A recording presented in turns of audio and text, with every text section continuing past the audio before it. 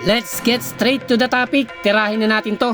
Head coach ng Koshigaya Alpas at mga local Japanese players nagsisimula na ng matinding training. Ilang import ng Koshigaya Alpas nasa Japan na. Kay Soto, mas binabanatan na yung mas mabibigat na weights.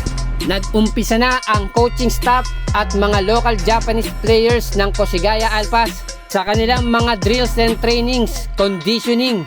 At ganun din yung mga plays at strategies ng mga coaching staff ng Koshigaya Alpas na sa pagpasok nga ng bagong season ng Bilig ng Japan na ready na at well prepared na ang bagong promoted na Koshigaya Alpas from B2 to B1 dahil ibang level na po ang laruan sa B1 League ng Japan na mas mahuhusay na import, matitinding local Japanese players ang kanilang makakabangga. Habang itong si LJ Peak at Team Suarez ay nasa Japan na po, na for sure sa mga oras na ito nagtre-training na rin to sa kanilang bagong koponan. Nasusubukan ng mga import na ito na makuha ng maaga yung chemistry at familiarity ng kanilang mga teammates. Bagamat hindi na bago si LJ Peak sa Koshigaya Alpas, madali na to makakapag-adjust.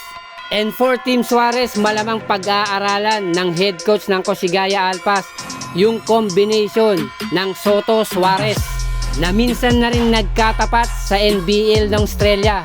Pero ang maganda rito, magiging magkakampi na ang dalawang big man na ito. At any day soon, lilipad na rin papuntang Japan muli si Kai Soto upang kanyang samahan yung kanyang bagong koponan na Koshigaya Alpha. Gaya nga po ng balita nun, second week ng August, lilipad na pa Japan si Kai Soto. Pero sa latest video na ipinost ni Kai Soto na mas mabibigat na weights na ang kanyang binabanatan, meaning mas nagpapalakas na at nag-a-adjust na yung katawan niya upang magdagdag pa ng timbang at mas palakin pa yung kanyang katawan, ganun din yung kanyang mga muscles. Na ito yung focus ngayon ni Kai Soto, mas malakas, mas malaking katawan para mas safe sa mga injury at handa sa matitinding banggaan. Dahil sa bagong koponan ni Kai Soto, mas aasahan siya in terms of points, defense, offense. Nasisikapin niyang maging main man ng kanyang bagong koponan na Koshigaya Alpha.